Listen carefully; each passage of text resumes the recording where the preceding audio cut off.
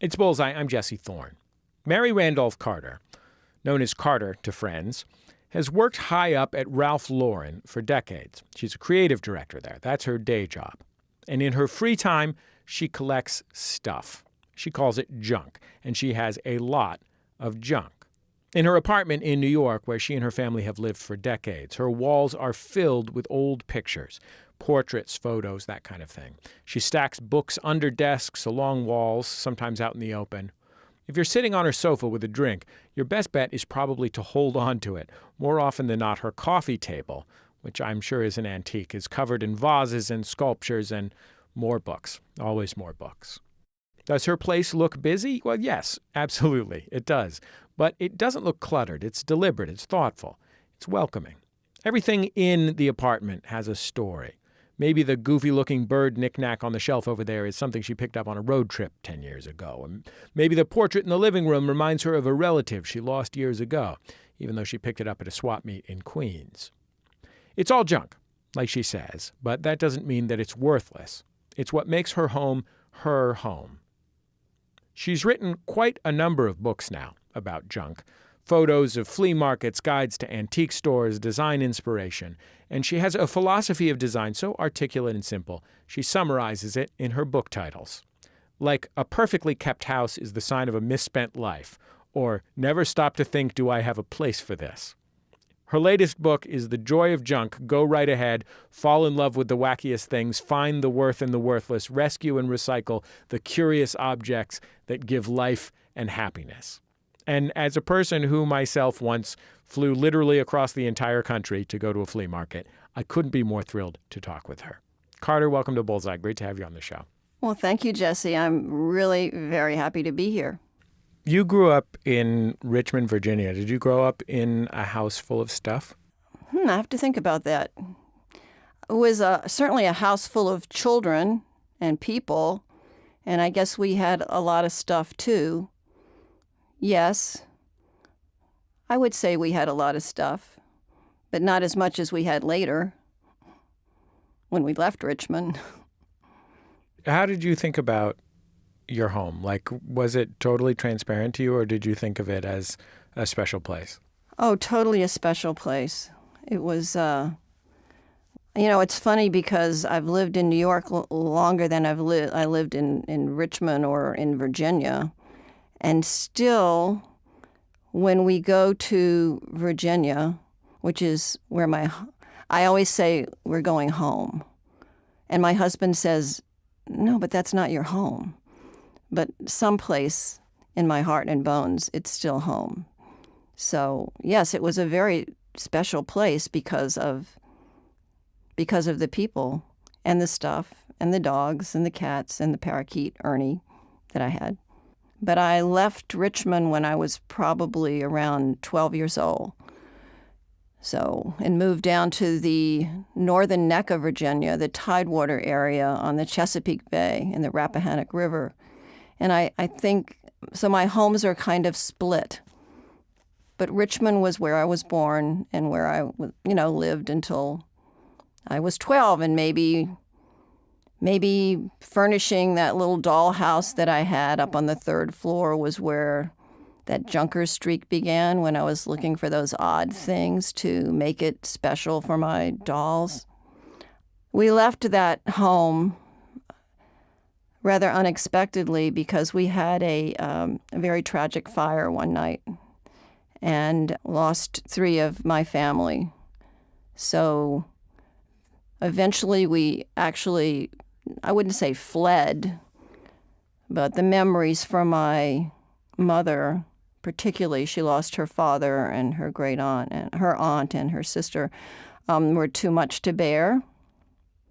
And so we moved to the Tidewater area where we had lived in a funny old barn in the summertime.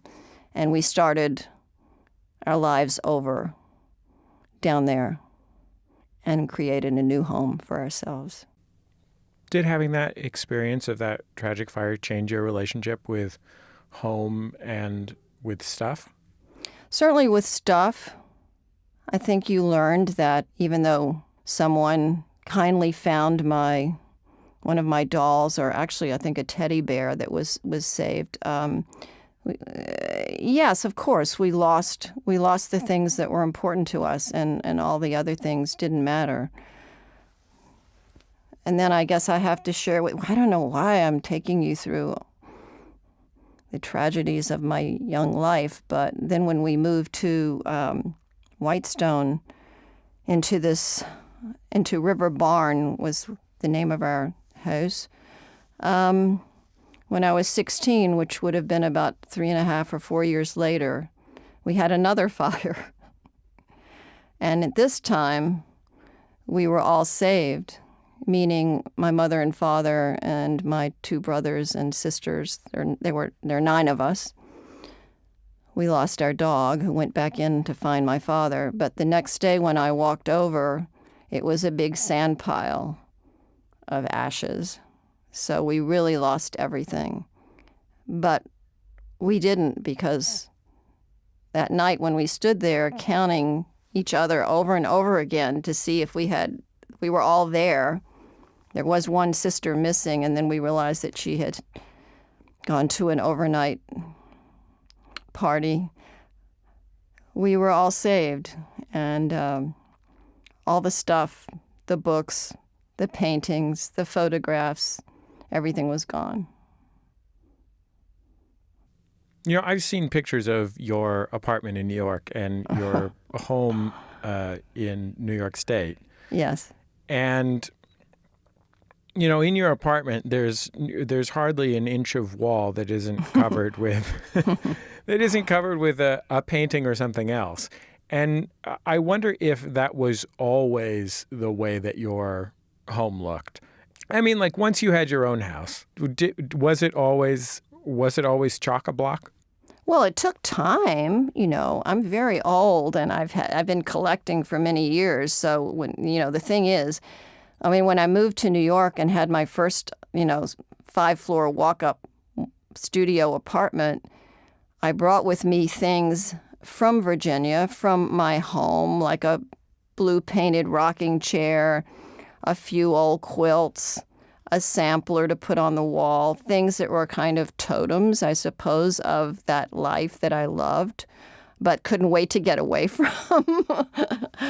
I was destined to come to the city for a long time, but I still wanted to create the environment. Obviously, you know this by looking at those pictures, the environment that I place myself in and that I've created for me and for my family eventually.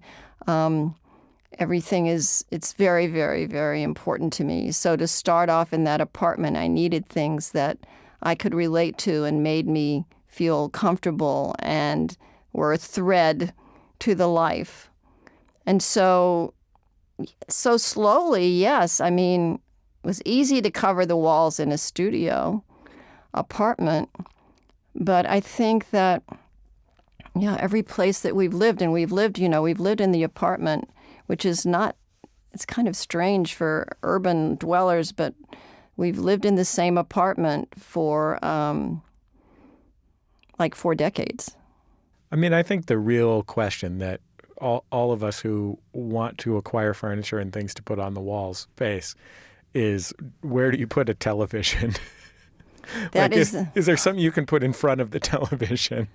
That is something, yes, that we've all had to deal with, and particularly when the TV sets started getting bigger and bigger, these widescreen, whatever you call them. You're a flat screen, sure. Flat screen, okay, the big flat screen. Well, this is the most wonderful serendipitous moment. I'd gone into this. Let's say this is 2 years ago, and they were shopping. My husband was shopping for this big flat screen to put in the country house, and I was like, oh, no, you can't disassemble my beautiful little front parlor. But anyway, and so I happened at the same moment that he was doing that, I was hunting down a cupboard. Well, I wasn't hunting for it, but it stood in front of me, this big, beautiful blue cupboard. And I bought it, not thinking about where it would go or what would go in it. But guess what fit perfectly in it? The flat screen TV. And then I surrounded it with all kinds of objets and books. There have been times when I have, actually put like an old quilt on top of the flat screen, but no, I'm living with it now. But that was just so incredible. My desire for this cupboard and my husband's desire for the flat screen, they met and married and are living happily ever after in the front parlor of our room that used to be called the purposeless room because it really didn't have a purpose. I mean, my husband would say, "What is this room? It's not a TV room. It's not a dining room." I said, "Well, originally it was the front parlor." And we put his mother's baby Gran. We stuffed that in the corner. And then I said, "Well, we can call it the music room." But eventually, now it's the TV room. How did you end up becoming a junker? Because I don't imagine that there's a huge volume of junkers in the New York City magazine business where you cut your teeth for a couple of decades. New York is a hard place to be a junker because you kind of got to go somewhere to get the space to have a flea market. Well, that's true. But you forget about junking on the city streets. I mean, it is a gold mine out there. I mean, I find things all the time. So it's not just, and New Yorkers, that dealers are very clever. They take weekend parking lots that are abandoned for the weekend and they turn them into flea markets. But I will tell you, it's harder and harder to find those places. But, junk is alive and well in New York City for sure. I have evidence of it in this book. Do you have a favorite junk store? One of your old books had a directory of junk stores by location. Mm-hmm, by state yeah. Yeah, and I was looking through it, and I saw this shop called Crim's Crams. Oh, my gosh. Yes. In San Francisco. Yeah, exactly. It was right near where I grew up. Oh. And this book came out, I guess, maybe 1990 or something like that. So that was probably around when it ended up closing. But I had the most immediate, vivid flashes of memory of being, an 8-year-old and going there and buying a lunchbox. Really? And borrowing 20 cents. It cost 20 cents. They told me it cost 20 cents. So I went home to my house, to my apartment, and my mom's apartment, and got my mom to give me 2 dimes so that I could. This is like a story from 1952, but it was like 1989, to get this Super Friends lunchbox at Crim's Crams. Yeah, I grew up 2 blocks from that store. I thought, what an incredible, vivid part of my life that store was. And I wonder if there were stores like that for you.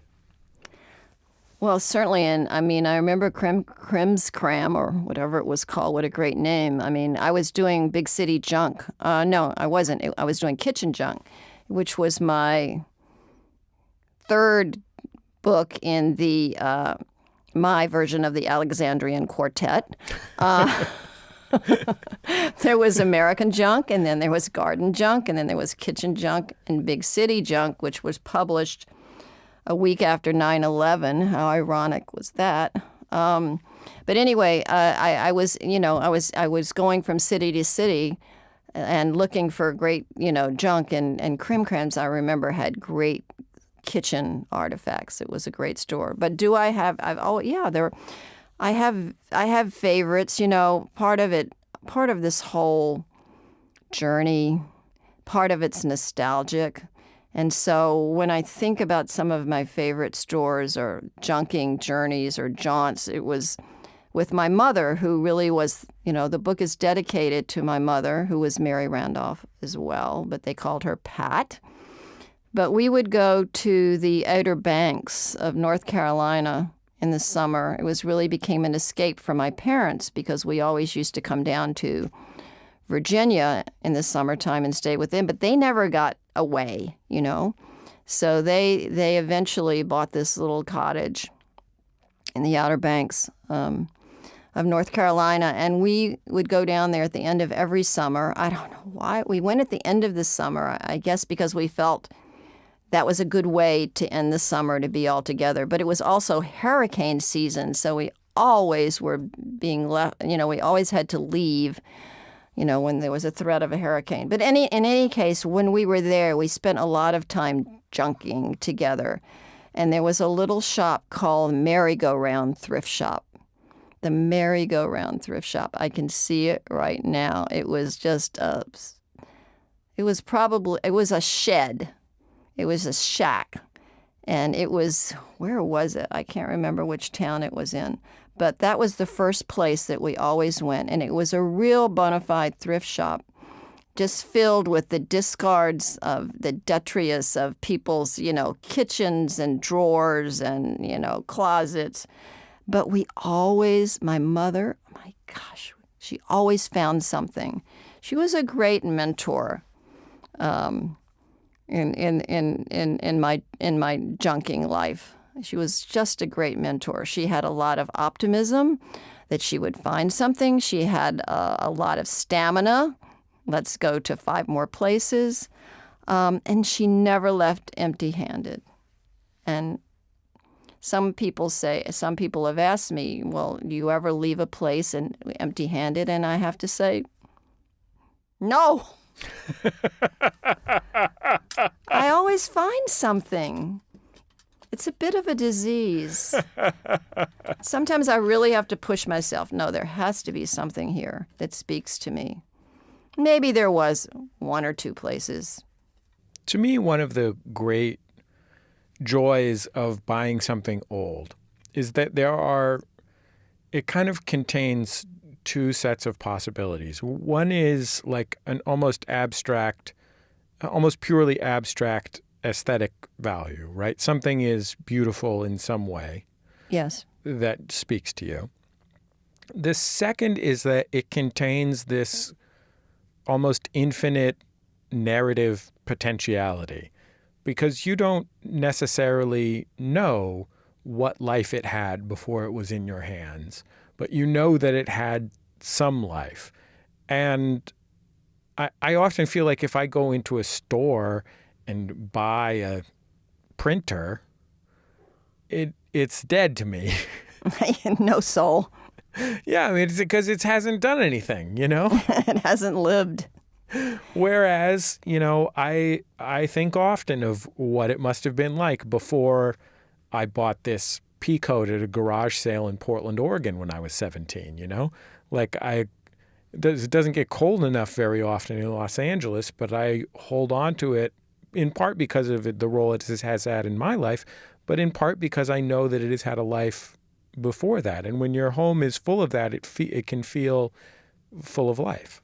When we first moved into this apartment and it sort of became a scrapbook of our lives and of other people's lives, and people would walk into it with different expectations of a New York City apartment, and they'd walk in and they'd feel enveloped by some kind of country. I'd say in the beginning, I was probably collecting things that were more country-ish, but they were just kind of enveloped by, look, what I was raised, being the eldest of 9, living in this old house with this big family, it was always about how your home felt and how people felt in it.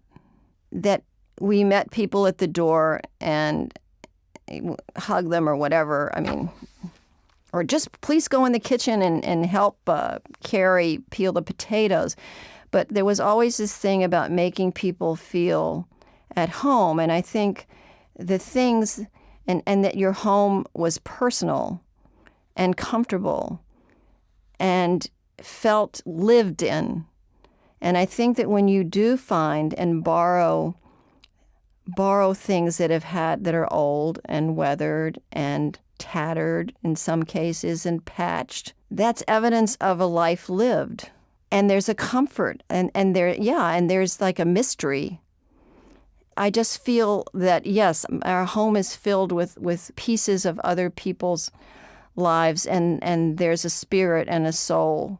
And I think that when people walk in to our home, as they did into my family's home, they felt that intangible kind of connection, a spirit of warmth and love and hopefully some hospitality was provided.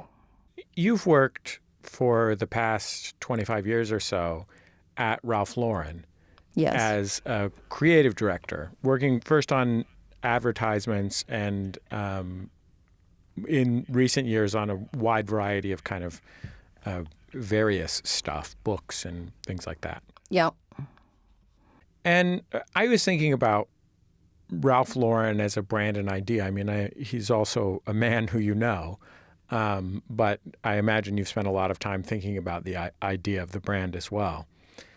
I think that he was a kid that grew up, and you've read it over and over again. You know, he says, a normal kid. I played stickball. I wanted to be Joe DiMaggio or Mickey Mantle. I wanted to be a movie star.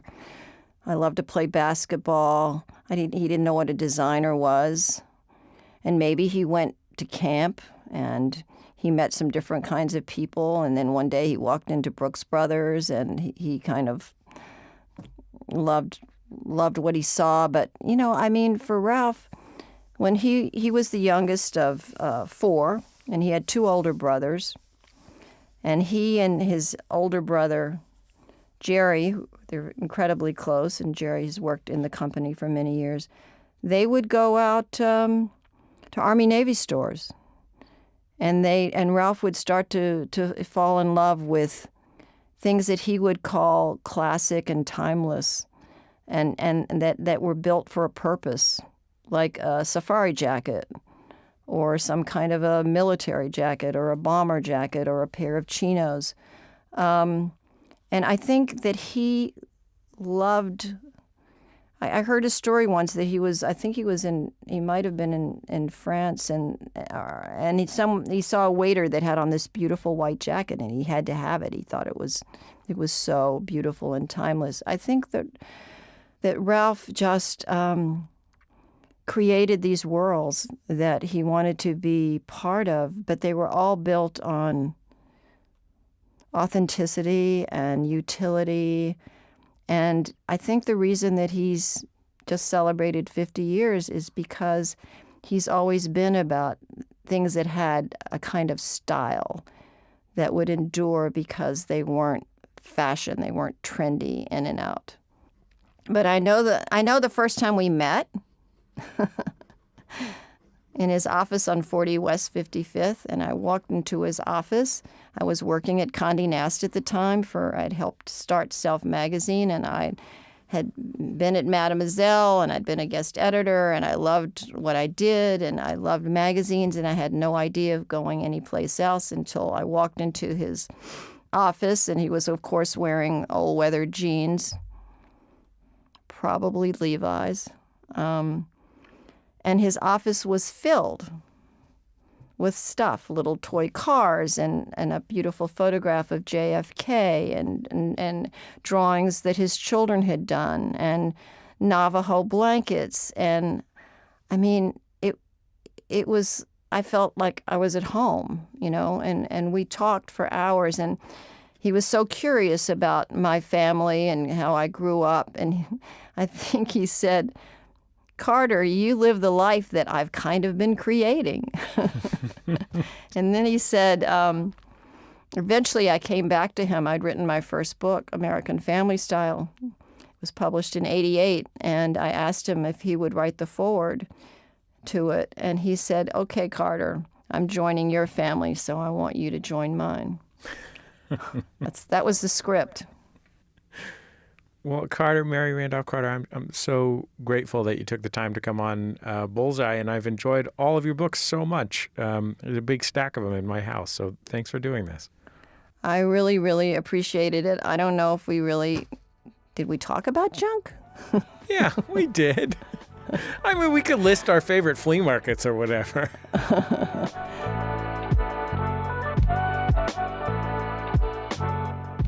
Mary Randolph Carter. You can call her Carter. All her books are great. I sincerely own all of her books.